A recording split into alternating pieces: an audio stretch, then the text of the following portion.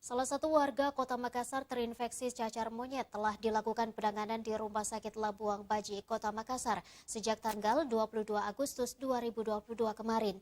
Pihak rumah sakit juga sementara melakukan tindakan isolasi terhadap pasien suspek tersebut.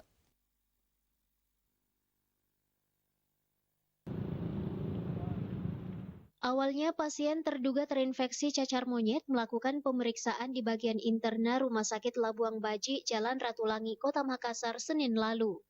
Namun dari hasil pemeriksaan dan sempat dirawat inap selama 2 hari, terdapat beberapa gejala yang mirip dengan cacar monyet, yakni ruam-ruam bercak satu badan dan adanya pembesaran kelenjar di bagian leher kiri. Hanya saja pasien ini tidak pernah mengalami riwayat perjalanan keluar kota maupun dalam kota. Dari situlah, pasien berinisial AF dirujuk ke bagian dokter kulit untuk pemeriksaan lebih lanjut.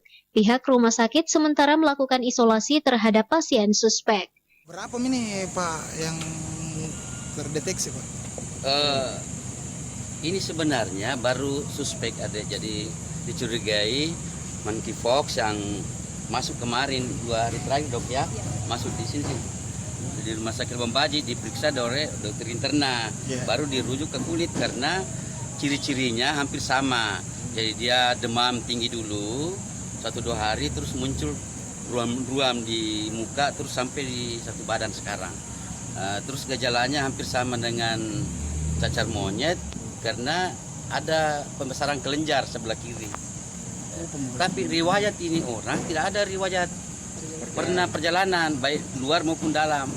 Nah itu makanya sampelnya kemarin dikirim ke Labkes di Jakarta. Mudah-mudahan katanya kalau berjalan normal ya 3 hari. Tapi ini kan Sabtu Jakarta mungkin tidak buka, tapi kita tunggulah kabarnya tentang itu. Jadi saya sudah hubungi dokter kulit kelamin juga, begitu datanya. Sementara itu, hingga saat ini pihak Rumah Sakit Labuang Baji, Kota Makassar masih menunggu hasil dari Badan Kebijakan Pembangunan Kesehatan atau Litbangkes untuk mengetahui lebih pasti pasien tersebut apakah terinfeksi atau tidak. Rusma Wandirara, Slebes TV.